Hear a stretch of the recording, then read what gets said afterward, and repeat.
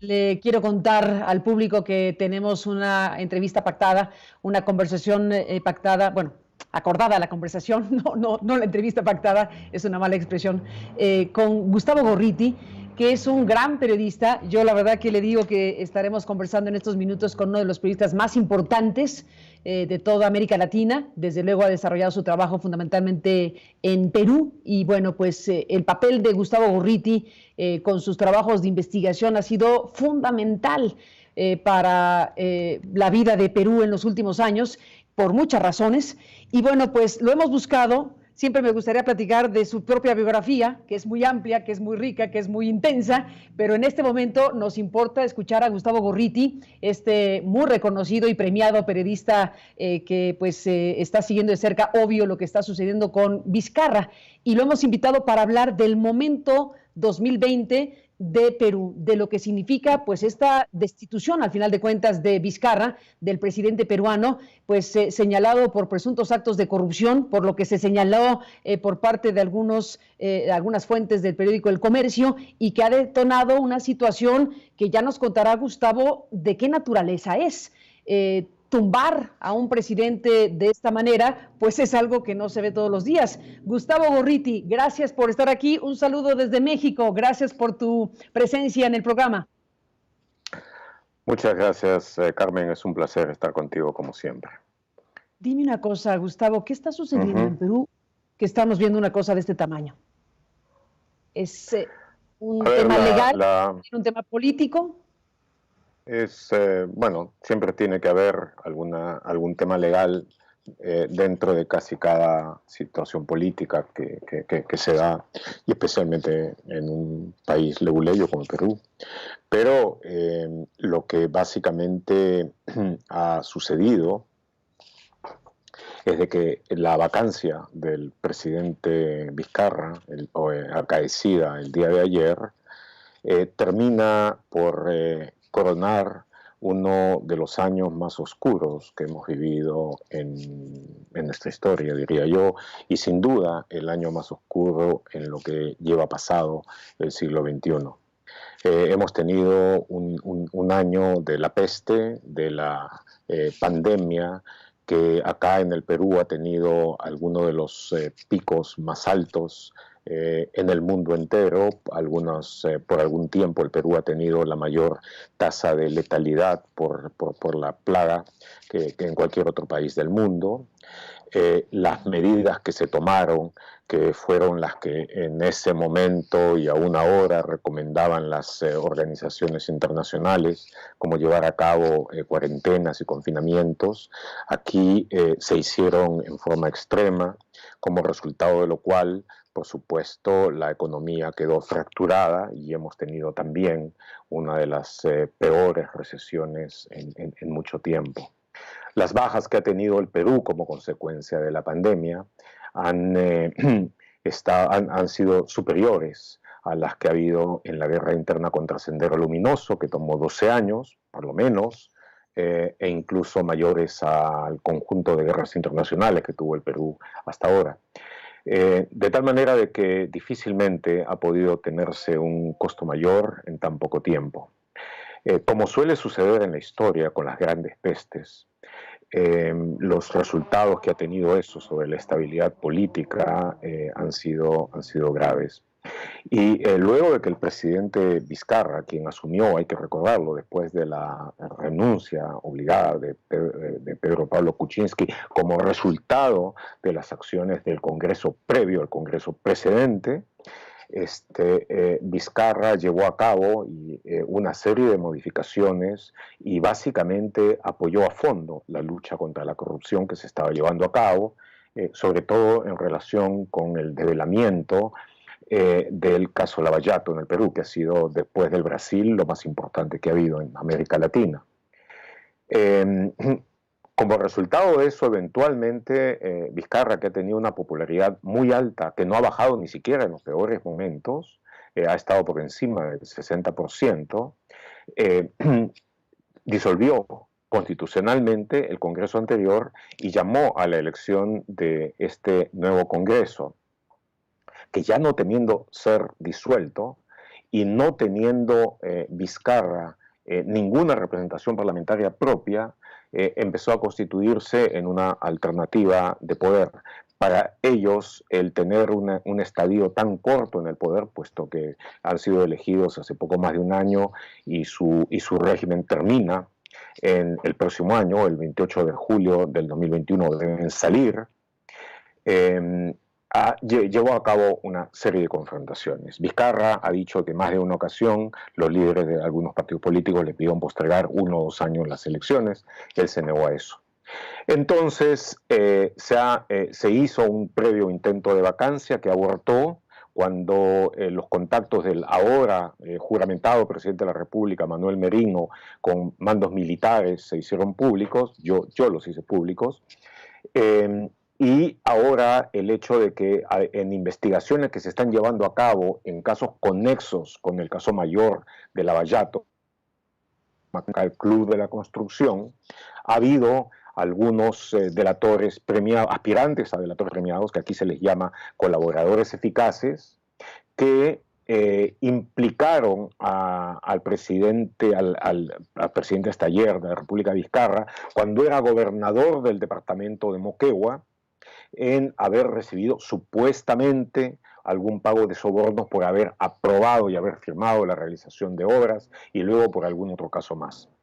Hay que decir de que hay investigaciones fiscales que se están llevando a cabo, de que 2 fiscalías se disputan el seguir con el caso, que se está en los niveles más preliminares de esa investigación, realmente los más preliminares, no se han ni siquiera formalizado en el nivel fiscal, y eso llevó a que en forma muy rápida, muy violenta, en el Congreso se hiciera una moción para propiciar la vacancia, y en una forma que da todo el cariz de haber sido orquestada.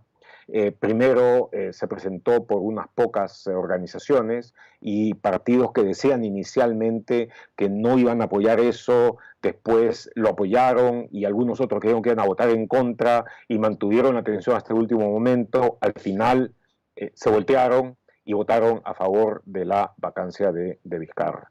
Entonces, todo indica de que esta investigación fiscal, que debió haber continuado y progresado metódicamente, exigentemente en el nivel fiscal, se convirtió básicamente en una ceremonia de linchamiento en el Congreso el día de ayer, y que culminó con una votación abrumadora de 105 sobre 130 votos para la vacancia Vizcarra. El expresidente Vizcarra, que tenía todavía la posibilidad de haber cuestionado eso con una acción de amparo ante el Tribunal Constitucional, decidió no hacerlo.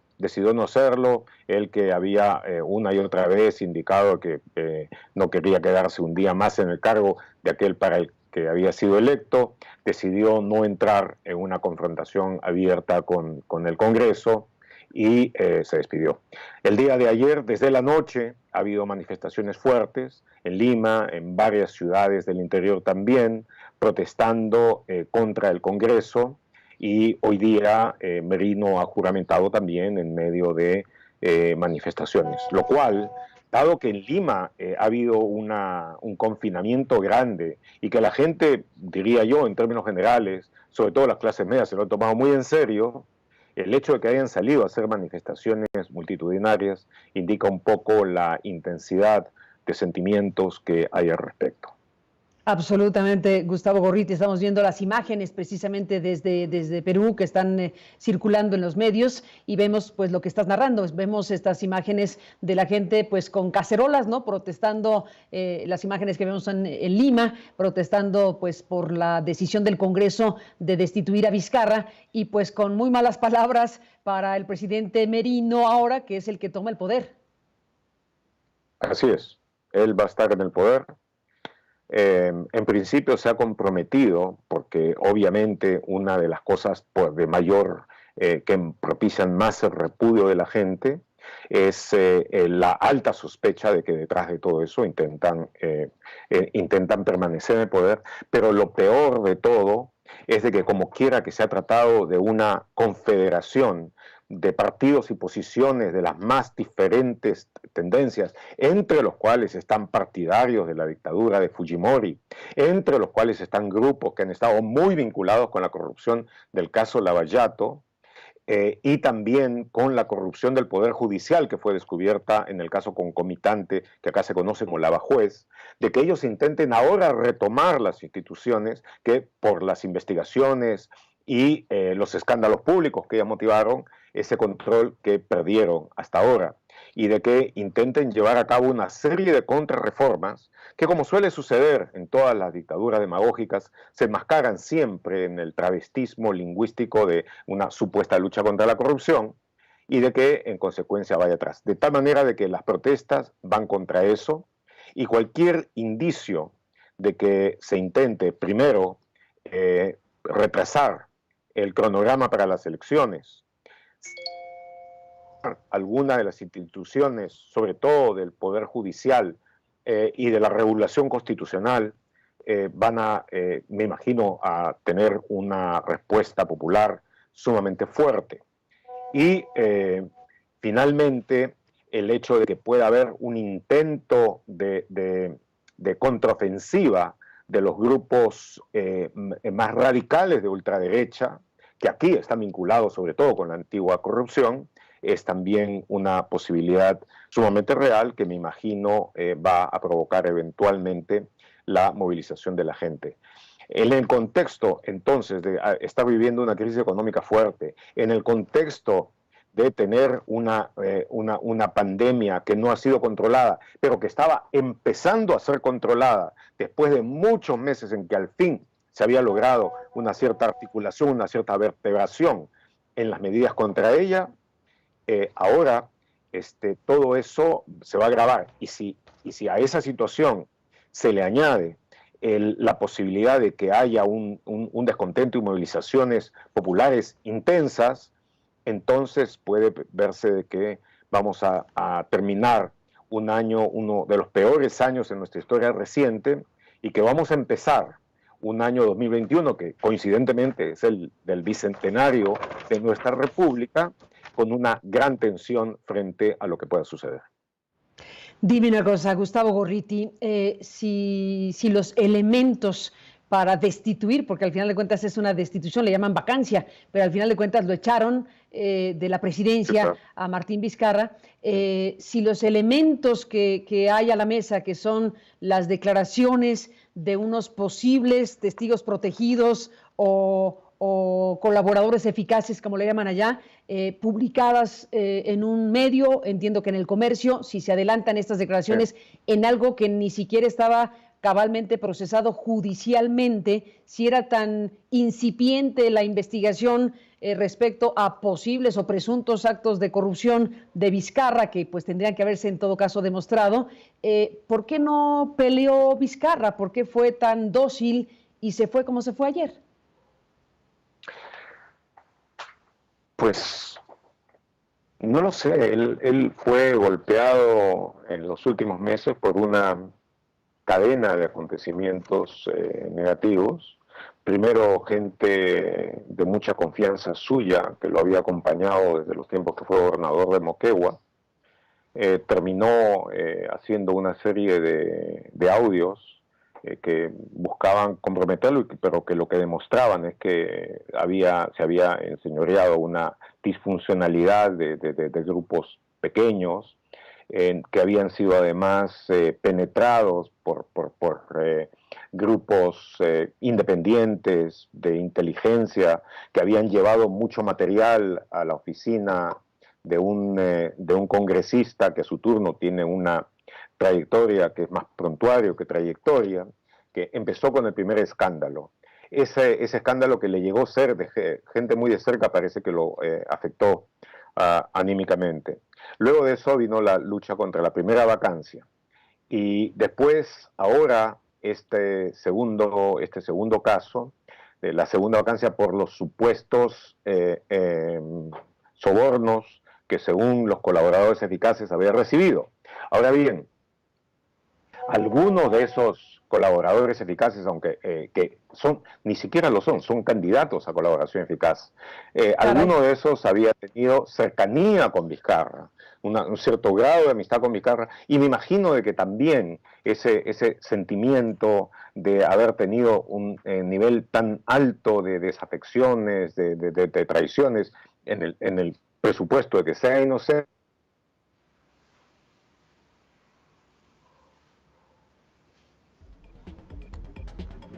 de su partido en el Congreso debe haber también influenciado para el hecho de comprender de que iba a tener una batalla tras otra. Y finalmente yo creo de que sencillamente no, digo, hay gente que en determinadas circunstancias está dispuesta a pelear y a pelear con fuerza y con energía, y hay gente que prefiere sencillamente abandonar, y eso ha sido el caso de Vizcarra. Pero lo que debo decir, sí, respecto a la acusación que se hace respecto de él, es lo siguiente. Yo he seguido todo el caso de Lavallato, todo el caso de Lavajuez desde el comienzo, lo he seguido y he tenido una participación en su investigación. Muy notable, muy notable. Yo soy lo dices con mucha el primer modestia. interesado Sí. en que se aclare cada cosa a fondo, pero en este caso en concreto, yo creo de que se está recién empezando, y como digo, no solamente que no se ha formalizado judicialmente, ni siquiera fiscalmente. Entonces ha habido todo, se ha filtrado en forma que es clarísimamente intencionada. No tengo que decir nada en contra de la publicación en un periódico, si es que le dan material para poder publicar, sí, que es exclusivo, en fin. Pero el hecho concreto es de que se filtró, y de que, puesto fuera de contexto investigativo, un contexto investigativo correcto, crearon el ambiente como para lo que no ha sido otra cosa que un linchamiento congresal. Él habló, se defendió ayer lo mejor que pudo, en fin, que no fue tampoco gran cosa, pero lo que siguió a lo largo de las siguientes horas, que puede ser, si alguno quiere hacer una historia esperpéntica de la oratoria parlamentaria, puede escuchar las cosas que se hablaron ayer. Pero al margen de los despropósitos... En esos términos, Gustavo Gorriti, ¿esperpéntico sí, lo que se dijo en el Congreso? Total, tan fuerte. Absolutamente, había que escucharlos. Eran ataques básicamente que bordeaban el asesinato del idioma, y no se diga de la lógica, en fin. Pero el hecho concreto es de que eso se dio y terminó en un linchamiento, así de claro. Y entonces Vizcarra, no sé exactamente las razones, pudo haber peleado, tenía obviamente a la gente a su favor, decidió no hacerlo. Y ahora este señor que aparece en la pantalla, leyendo con esfuerzo la pantalla de su computadora, este señor es el que está como presidente de la República del Perú. El señor Merino. ¿Quién es Merino? Cuéntanos, Gustavo Gorriti, para el público de México y los que sigan esto en otros lugares de este continente que somos. Bueno, mi tentación sería decir de que el señor Merino es un político tan gris como el cielo de Lima o aún como la niebla de Londres. Pero el hecho es que él viene de un departamento que está en el extremo norte del Perú, en Tumbes, es uno de los departamentos más pequeños de nuestra república, pero que tiene un espléndido clima, por lo general muy cálido.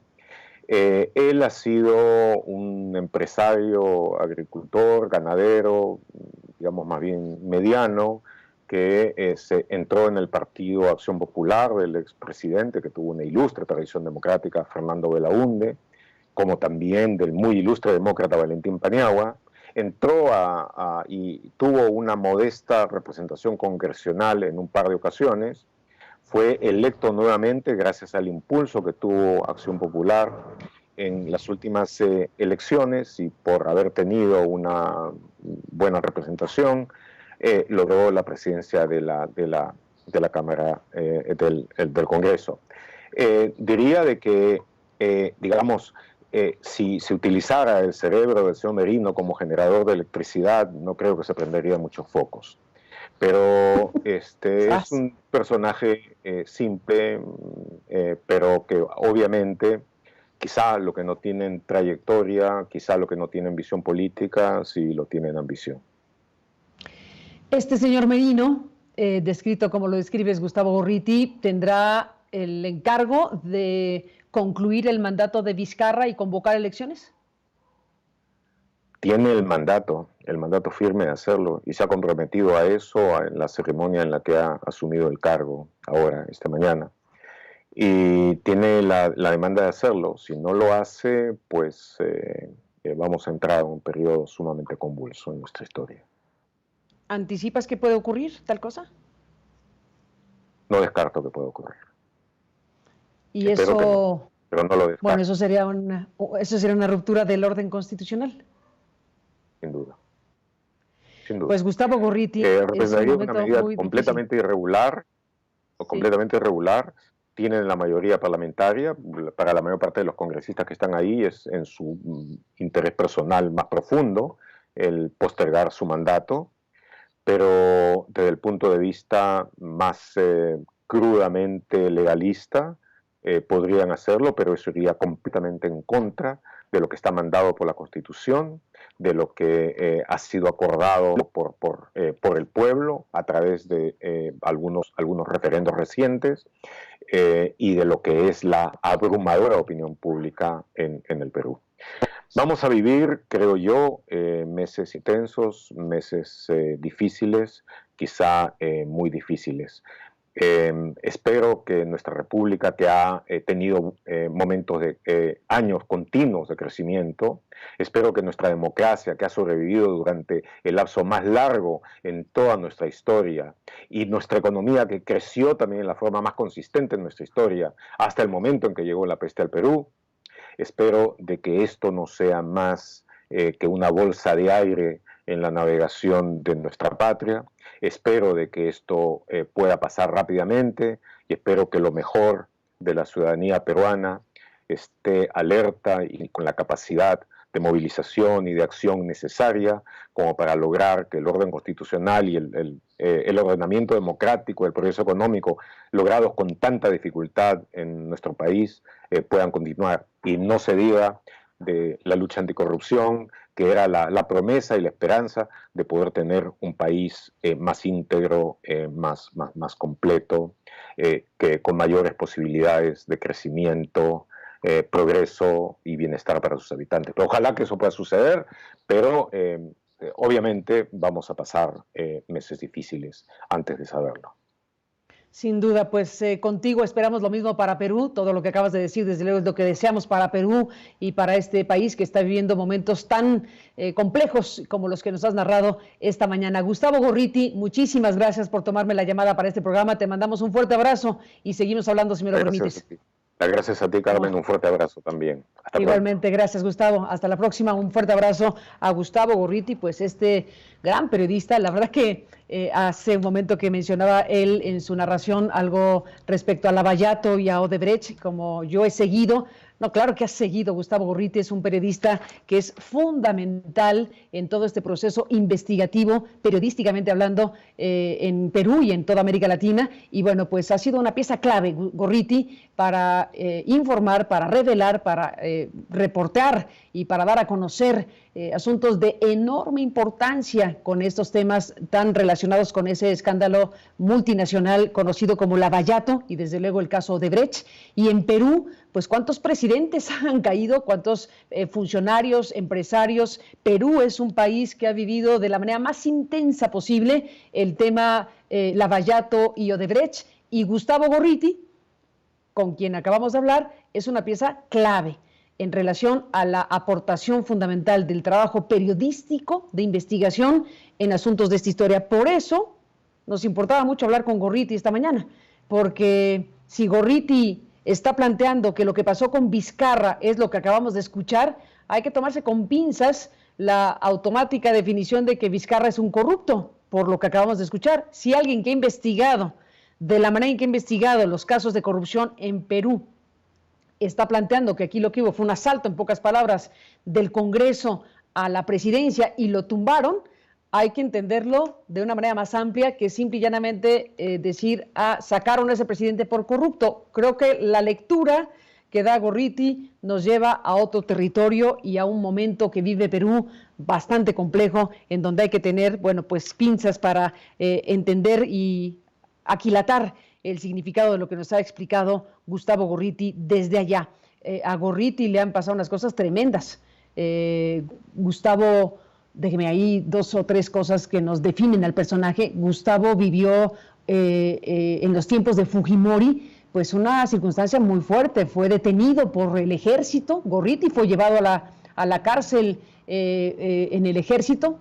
Desde luego una detención ilegal. ¿Por qué? Por su trabajo periodístico, por el papel de Gorriti en Perú, que ha sido muy relevante, y en aquellos años de los 90, Gorriti fue llevado por el ejército peruano a la cárcel, y bueno, pues después Alberto Fujimori, el presidente, tuvo que enfrentar judicialmente las acusaciones por haber metido a la cárcel a Gorriti de la forma en que metieron a la cárcel a Gorriti, y lo declararon culpable. Por cierto, esa detención de Gustavo Gorriti allá en los servicios de inteligencia peruano, pues le costó a Alberto Fujimori las acusaciones, varias de las cuales lo tienen hoy en prisión, entre otras cosas.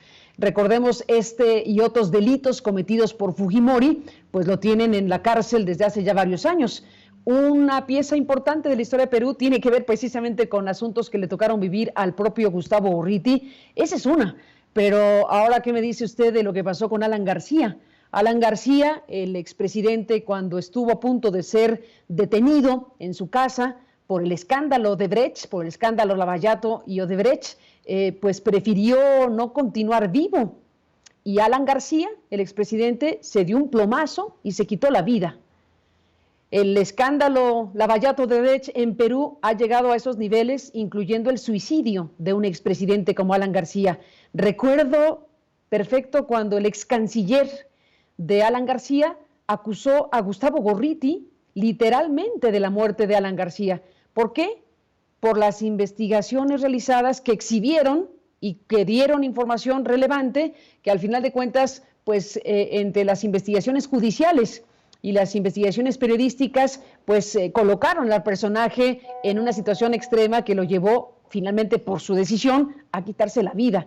Y a Gorriti, pues la parte de los seguidores de Alan García, pues lo señalaron por una responsabilidad, imagínese, pues que no tenía, porque la decisión de quitarse la vida fue del propio Alan García, y las investigaciones de Gorriti pues son eso, investigaciones periodísticas duras, muy importantes, muy relevantes. Por eso escuchar hoy a Gorriti en el tema Vizcarra es de enorme importancia. Así que le aprecio al periodista, le aprecio muchísimo al periodista Gustavo Gorriti, que nos haya permitido escucharlo en este programa de noticias desde México.